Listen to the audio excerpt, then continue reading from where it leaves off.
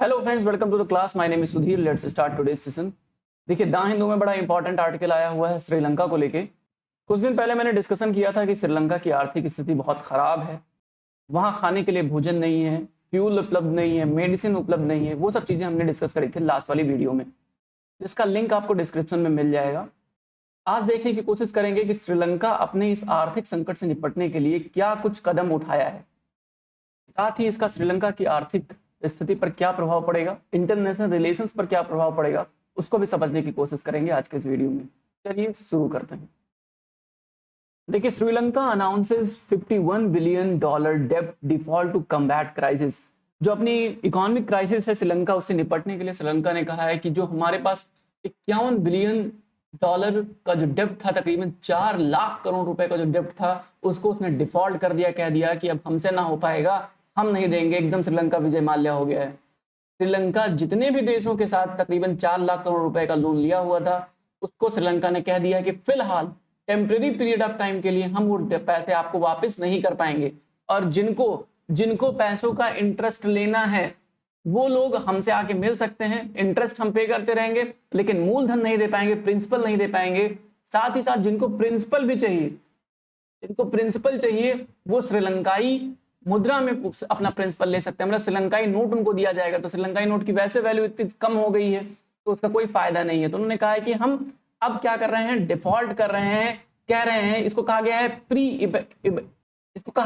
Pre इम्पटिव default. क्या चीज है प्री इम्पटिव डिफॉल्ट, समझने की कोशिश करते हैं। प्री इम्पटिव प्राइसिंग, प्री इम्पटिव डिफॉल्ट, ये क्या चीजें होती है। प्री इम्पटिव कॉन्सेप्ट ऑफ कंप्यूटिंग क्या चीज है, इसको भी समझने की कोशिश करते हैं। तो सबसे पहले यही समझते हैं कि प्री इम्पटिव क्या चीज होती है, या प्री इम्पटिव मेजर्स जो लिए गए हैं इमरजेंसी मेजर्स के तौर पर श्रीलंका की गवर्नमेंट के द्वारा, ये क्या चीज है। फिर आते हैं लौट के इस आर्टिकल पे। सबसे पहले प्री इम्पटिव का मेजर का मतलब समझते हैं। प्री इम्पटिव प्राइसिंग का क्या मतलब होता है।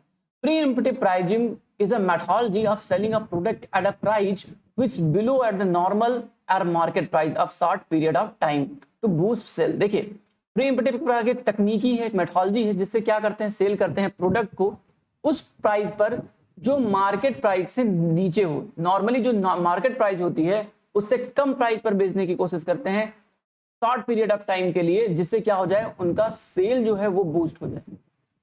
सेल्स को क्या करना है, बूस्ट करना है। तो क्या करना है, किसी सामान, अगर मान लीजिए किसी कोई दुकानदार है, उसको ज्यादा अपना प्रोडक्ट बेचना है, तो क्या करेगा, कुछ शॉर्ट टाइम के लिए अपने प्रोडक्ट की कीमत क्या कर देगा, घटा देगा, कम कर देगा, जिससे क्या होगा कि उसका सेल बढ़ जाएगा शॉर्ट पीरियड ऑफ टाइम के लिए। इससे क्या फायदा होगा, एक तो ये कंपटीशन में आगे निकल जाएगा, साथ ही साथ कस्टमर को अवेयरनेस हो जाएगी कि हाँ भाई, उस पर्टिकुलर दुकानदार सस्ते दाम में सामान बेचता है, तो चलो उससे खरीदते हैं। तो इसको बोलते हैं प्री इम्पटिव। साथ ही साथ इसका एक फायदा ये होता है कि जब कोई सामान सस्ते दाम में बिकने लगता है और नए प्लेयर आने चाहते हैं उसी प्रोडक्ट को बेचने के लिए, तो वो ऑटोमेटिक बाहर हो जाते हैं, क्योंकि उनको लगता है अरे कोई और है जो बहुत सस्ते में ये सामान बेच रहा है, मैं उससे सस्ते में नहीं बेच पाऊंगा, इसलिए मार्केट में ही इंटर नहीं करना है। फिर वो नए नए कंपटीटर उस मार्केट में नहीं घुसते हैं। प्री इम्पटिव प्राइसिंग का ये फायदा है। इसी प्रकार प्री इम्पटिव डिफॉल्ट का मतलब होता है फेल हो जाना। फेल हो जाना किसी भी प्रॉमिस से। जब कोई गवर्नमेंट सॉवरेन बॉन्ड कोई रखती है तो और उसको पूरा कर पाने में, उसको समय पर वापस कर पाने पर, या समय पर मैच्योर होने से पहले ही उसको कह देते हैं कि हम इसका पैसा आउटडेप्ट नहीं दे पाएंगे, तो उसको बोल देते हैं कि डिफॉल्ट कर गया, फेल कर गया। ठीक है। इसी प्रकार प्री इम्पटिव का मतलब होता है जब कोई देश पहले से ये डिसाइड कर ले कि वो, उसके पास है पैसे, उसके पास पैसा है, लेकिन पहले से वो डिसाइड कर पा रही कि वो उतने पैसे फुलफिल नहीं कर पाएंगे जो जिसने उतने लोन लिए हुए, जिससे उसको बोल देते हैं कि प्री इम्पटिव डिफॉल्ट कर रहा है, कि हाँ पहले ही बता के रख रहा हूं कि भाई तुमको मैं पैसा वापस नहीं कर पाऊंगा। कौन कौन से कंट्री हैं ऐसे जो श्रीलंका को पैसे दिए हुए हैं। इंडिया दिया हुआ है, चाइना दिया हुआ है, जापान दिया हुआ है। सबसे ज्यादा चाइना के हैं, उसके बाद जापान के हैं, इंडिया के हैं, फिर IMF वगैरह दिए हुए हैं। उसके अलावा कुछ अदर छोटे छोटे कंट्री जिन्होंने श्रीलंका को पैसे दिए हुए हैं। श्रीलंका ने कहा है कि भैया प्री इम्पटिव डिफॉल्ट के चलते, अब हम प्री इम्पटिव मेजर्स के चलते हम क्या कर रहे हैं, IMF से बात कर रहे हैं, इंटरनेशनल मॉनेटरी फंड से बात कर रहे हैं, और एक काम करते हैं, जितने लोगों का जो पैसा हमने लिया हुआ है, हम कोशिश करेंगे टेम्परेरी पीरियड ऑफ टाइम के लिए सिर्फ इंटरेस्ट पे करेंगे, उनका मूलधन वापस नहीं करेंगे, ताकि हम अपनी इकोनॉमिक क्राइसिस से बच सके। हमारे पास जो पैसे बचे हुए हैं, अगस्त तक जिनको पैसा देना था उनको पैसा नहीं देंगे, उन पैसे का यूज करके हम क्या करेंगे, फ्यूल वगैरह मंगाएंगे, फूड वगैरह मंगाएंगे, ताकि हमारे देश के लोगों का जीवन यापन हो सके। तो ये चीज है जो श्रीलंका ने अभी किया है। एक प्री इम्पटिव प्राइसिंग भी होती है, एक प्री इम्पटिव प्राइसिंग भी होती है। प्राइसिंग का मतलब होता है शेयर होल्डिंग।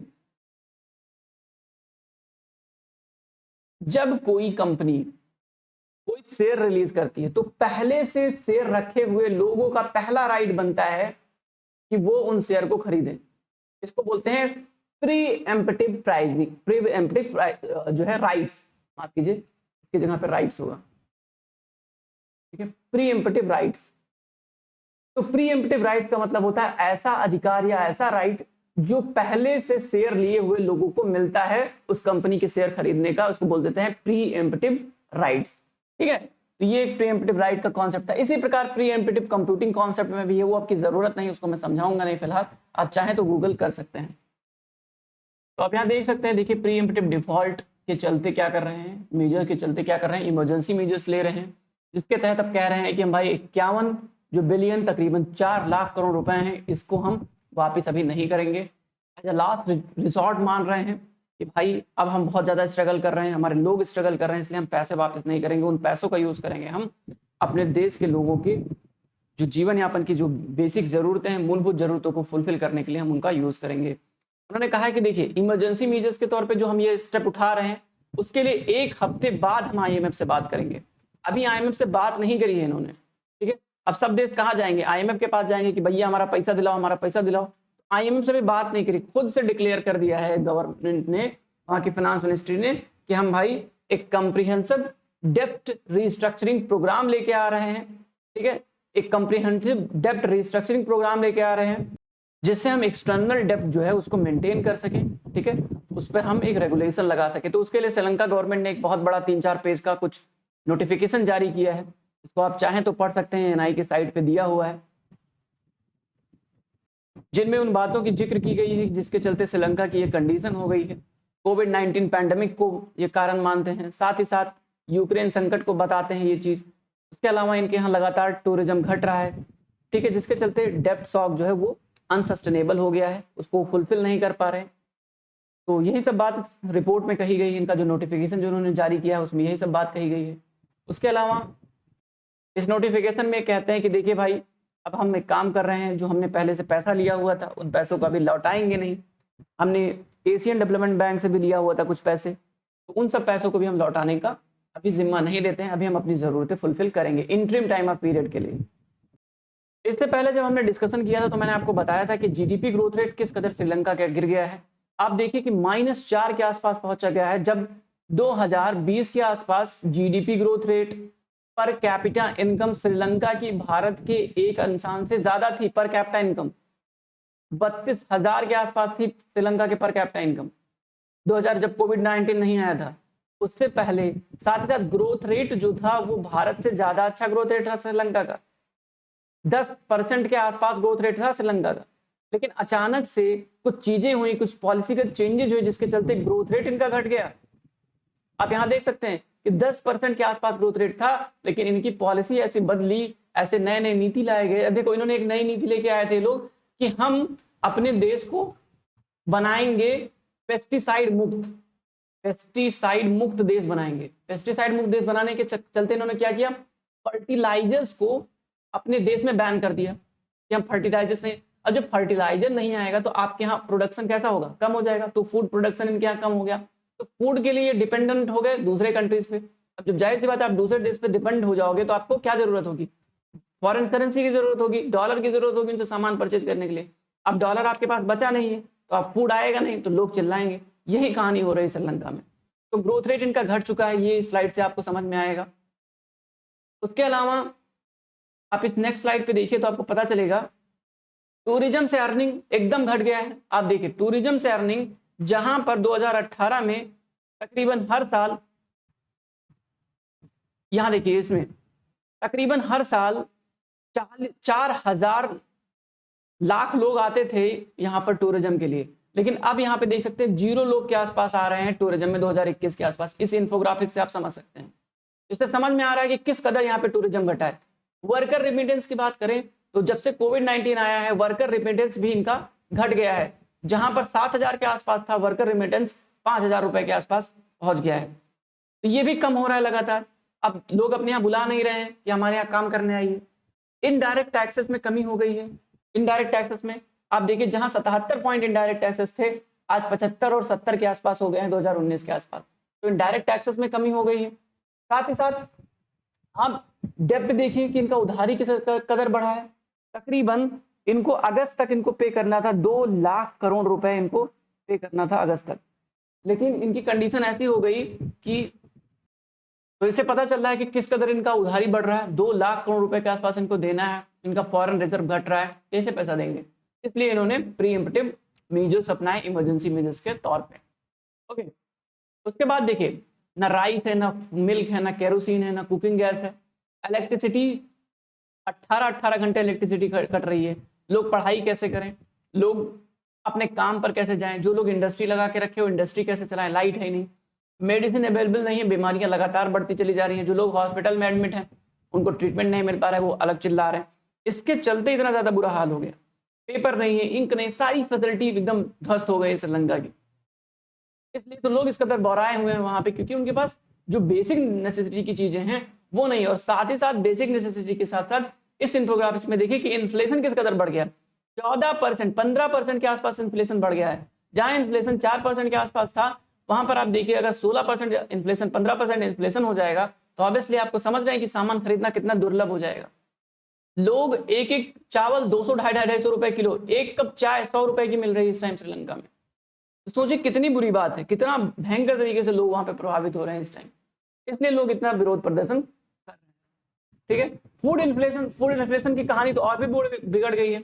आप देखो नॉर्मली जो नॉर्मल इन्फ्लेशन था वो 16% के आसपास था, लेकिन फूड इन्फ्लेशन 26% के आसपास पहुंच गया है। समझ रहे हैं? तो किस कदर 26% अगर किसी खाने के दाम बढ़ जाएगा, तो जाहिर सी बात है कि जो बेसिक नीड्स है वो फुलफिल नहीं कर पाएगा, गरीब आदमी तो मर ही जाएगा। तो बहुत जरूरी है कि श्रीलंकाई गवर्नमेंट को ऐसे कुछ मेजर्स लेने चाहिए। भारत लगातार मदद कर रहा है। अभी मंगलवार को भारत ने तकरीबन 100 टन के आसपास फूड भिजवाए हैं, इससे पहले भी फूड भिजवाया है श्रीलंका को। तो भारत लगातार मदद कर रहा है, लेकिन अब श्रीलंका कितना मदद करेगा? श्रीलंका की पॉलिसी इतनी कमजोर है कि वो पेस्टिसाइड इंपोर्ट नहीं करेंगे तो उनका अब तुरंत तो प्रोडक्शन बढ़ नहीं जाएगा। पेस्टिसाइड आप इंपोर्ट भी कर लेंगे तो तुरंत प्रोडक्शन नहीं बढ़ जाएगा, वक्त लगेगा। लेकिन ऐसी पॉलिसी ही नहीं अपनानी चाहिए थी जिससे लोग भूखे मरने लगे। खासकर खाने के मामले में हर देश को खुद से इंडिपेंडेंट होना चाहिए। अगर वहां की मिट्टी ऐसी है जो उपजाऊ है, तो हर देश को कोशिश करनी चाहिए कि वहां पर अनाज का उत्पादन एटलीस्ट उतना हो सके जिससे उनकी जरूरतें फुलफिल हो सके। मात्र 2.2 करोड़ जनसंख्या है, सिर्फ 2 करोड़ लोगों की आसपास की जनसंख्या है। हमारा जो उत्तर प्रदेश है उसका 5% भी नहीं है, इतना कम जनसंख्या है, लेकिन उसके बावजूद भी इतनी जनसंख्या को जो है अनाज नहीं पूरा करवा पा रहे हैं। तो सोचिए क्या कंडीशन हो रही है श्रीलंका की। पॉलिसीगत चीजों के कारण से ऐसा श्रीलंका का हाल हुआ है। बल्कि ऐसा देश है, ऐसे सिंगापुर देखिए, मॉरिशस देखिए, इतना डेवलप्ड है, छोटे से आइलैंड कंट्री भी है। श्रीलंका भी आइलैंड कंट्री है, लेकिन मॉरिशस देखिए कितना अच्छा डेवलप्ड है। तो वहां से क्यों नहीं सीखते हैं? क्यों मॉरिशस से नहीं सीखते हैं? क्यों लोग मॉरिशस जाते हैं? क्यों श्रीलंका नहीं? श्रीलंका वाले अपना सारा सामान चाइना को बेच देते हैं। भाई पोर्ट दे दिया लीज पे, उधार ले लिया ढेर सारा पैसा। आप जब उधार लोगे तो उधार देना पड़ेगा, आप खुद डेवलप नहीं करोगे। आप चाइना को दे दोगे चीजें, तो चाइना को आप दे देंगे चीजें, जाहिर सी बात है वो उसको प्रॉफिट होगा तो चाइना को मिलेगा। ठीक है, तो ऐसा काम ना करें, ऐसे कामों को करने से रोकें, तभी श्रीलंका का भलाई संभव है या अदर देश मदद करने के लिए आगे आएंगे। इस इंफोग्राफिक से आप समझेंगे तो आप समझ पाएंगे कि श्रीलंका का जो करेंसी रेट कितना है। $1 की कीमत 234 श्रीलंकाई डॉलर के आसपास हो गई है, तकरीबन 240 के आसपास पहुंच गया है श्रीलंका का $1 का कीमत। आप सोचिए भारत का कितना है, 70, 80, लेकिन श्रीलंका 250 पहुंच रहा है। आप समझ रहे किस कदर डॉलर की क्राइसिस हो गई श्रीलंका में। चलिए अब लौट के आते हैं अपने प्री इम्पटिव मेजर्स के तौर पे। प्री इम्पटिव मेजर्स में जो मेजर्स लिए गए हैं उसका क्या निगेटिव इंपैक्ट पड़ेगा। देखिए सबसे बड़ा निगेटिव इंपैक्ट तो ये पड़ेगा कि पहली बात तो ये यूनिडायरेक्शनल डिसीजन लिया गया है, एक तरफा मोहब्बत की गई इसमें। क्या एक तरफा? कैसे? श्रीलंका की गवर्नमेंट ने कह दिया कि भैया पैसे वापस नहीं कर पाएंगे। अब सोचो जिन्होंने पैसे दिए थे उनका क्या अरमान टूटेगा? नहीं, पैसे दिए थे इसलिए कि पैसे किस दिन मिल जाएंगे। तो ये तो यूनिडायरेक्शनल आपने डिसीजन ले लिया आप कि भाई हम पैसा लौटाएंगे नहीं, आपसे पूछेंगे भी नहीं कि हम पैसा आपको नहीं लौटा रहे हैं, आपको बताएंगे भी नहीं हम आपको पैसा नहीं लौटा रहे हैं। तो ये बहुत बुरी बात है। अगर इनकेस फ्यूचर में कभी कोई दिक्कत होती तो श्रीलंका के साथ कोई खड़ा नहीं होगा, ये गलत बात है। साथ ही साथ फुल एक्सप्लेनेशन नहीं आया कि श्रीलंका गवर्नमेंट कैसे इसको एग्जीक्यूट करेगी। पार्लियामेंट में एटलीस्ट डिस्कस करना चाहिए इनको, श्रीलंकाई पार्लियामेंट में, कि भाई हम इसको कैसे एग्जीक्यूट करेंगे, इतना जो पैसा है उसको कैसे खर्च करेंगे, किन तरीकों से खर्च करेंगे, प्रॉपर एक्सप्लेनेशन होना चाहिए था। तो यूनिडायरेक्शनल नहीं, एटलीस्ट आईएमएफ से तो पूछ लेना चाहिए था। कह रहे हो आप कि 1 हफ्ते बाद डिस्कस करेंगे आईएमएफ से, डिसीजन आपने आज ले लिया, सब लोगों जो जितने लोगों ने पैसा दिया उनके अंदर तो एकदम सांप दौड़ गया होगा कि भाई कैसे पैसा, आप तो हमारा तो पैसा डुबा गया। तो ये सब समस्याएं उत्पन्न होने वाली हैं। भरोसा कुल मिला के श्रीलंका सरकार पर या श्रीलंका पर, श्रीलंका के लोगों पर अब अदर कंट्री के जो उधार देने वाले लोग हैं उनका खत्म हो जाएगा भरोसा। ये बहुत बुरी बात है कि श्रीलंका अगर भरोसा खो देगा। अब मान लीजिए भारत के किसी व्यक्ति से उन्होंने उधार लिया था, तो क्या भारत अब मदद करने की सोचेगा श्रीलंका का? नहीं सोचेगा, ऑब्वियसली कदम पीछे कर लेगा, क्योंकि भैया अगर हम आपको पैसा दे रहे हैं तो एक दिन आएगा जब आप पैसा वापस नहीं कीजिएगा, कह दीजिएगा कि हम प्री इम्पटिव डिफॉल्ट कर रहे हैं, हम पैसा आपको नहीं लौटाएंगे, अब जब होगा हमारे पास तब देंगे, तो उससे क्या होगा कि भरोसा खत्म हो जाएगा। ठीक है, और कोई दान धर्म करने का काम नहीं करता है यहाँ पे। अगर कोई देश आपको कोई फाइनेंशियल मदद कर रहा है तो जाहिर सी बात है उसके पीछे कुछ मोटिव है। अगर चाइना आपको पोर्ट बनाने में मदद कर रहा है या पोर्ट लीज पर ले रहा है तो जाहिर सी बात है उसका मोटिव है, पोर्ट को डेवलप करेगा, अपने गुड सप्लाई करेगा, उससे मुनाफा कमाएगा। तो आप क्यों नहीं सोच पाते? आप पोर्ट खुद से डेवलप कीजिए, ऐसे कंट्री से मदद लीजिए जो लीज पर ना लेना चाहता हो या आपका वाकई डेवलपमेंट चाहता हो, वो खुद का अपना डेवलपमेंट कम बल्कि आपका डेवलपमेंट ज्यादा चाहता हो एज अ पड़ोसी देश, या आपकी सिक्योरिटी के पॉइंट ऑफ व्यू से, अपनी सिक्योरिटी के पॉइंट ऑफ व्यू से आपको सिक्योर करना चाह रहा, ऐसे देश यानी भारत जैसे देशों के साथ संपर्क करना चाहिए, ना कि चाइना देश के साथ जो तुरंत सामान भी ना बेच सके। अगर चाइना, बताइए चाइना किस हद तक मदद कर रहा है इस टाइम श्रीलंका की? भारत तो तुरंत उठ के मदद कर रहा है, हर तरीके से मदद कर रहा है, लोगों को रिहेबिटेट कर रहा है, राइस पहुंचा रहा है, मेडिसिन पहुंचा रहा है, लेकिन चाइना इस कदर मदद नहीं कर पाएगा जिस कदर भारत मदद कर रहा है। तो ये बात चाइना को सोचनी चाहिए, श्रीलंका को सोचनी चाहिए कोई भी कदम उठाते वक्त। तो ये था आज का discussion. Thank you so much for watching.